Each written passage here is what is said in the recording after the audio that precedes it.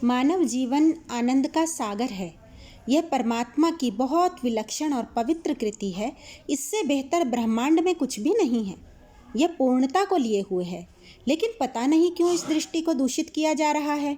हमें बार बार स्वयं को छोटा समझना सिखाया जाता है, मांगना सिखाया जाता है, हमें कमज़ोर किया जाता है, दिग्भ्रमित किया जाता है और डरा दिया जाता है कि अगर अपनी शक्तियों को भूलकर परमात्मा से कुछ नहीं मांगोगे तो भिखारी बने रहोगे। हमें लकीर का फकीर बना दिया जाता है। इस प्रकार से सोचने, समझने और आत्मनिरीक्षण करने की मनुष्य की क्षमता शिथिल हो जाती है। इंसान के पास जो कुछ भी है सब परमात्मा का दिया हुआ है।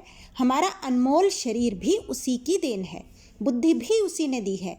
इस बुद्धि का उपयोग बजाय इधर उधर लगाने के सही दिशा में लगाकर मनुष्य शक्तिमान बन सकता है।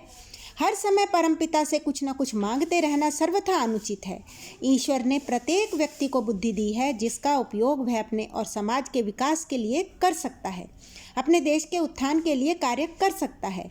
हाथ और पांव के होते हुए मांगते रहना सर्वथा अनुचित है।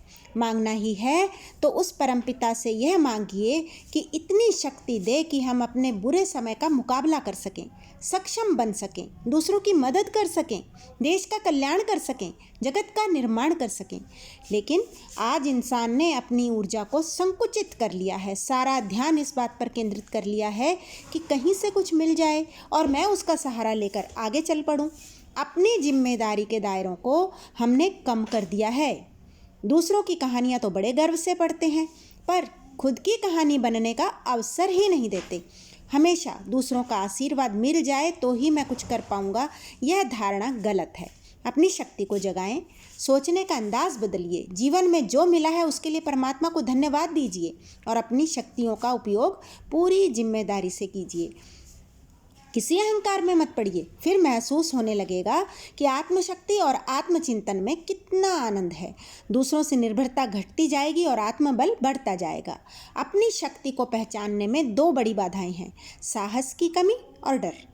साहस की कमी से व्यक्ति जिम्मेदारी लेने से डरता है और डर इस बात का है कि जो काम मैं करूँगा वह अनैतिक ना हो जाए, गलत ना हो जाए।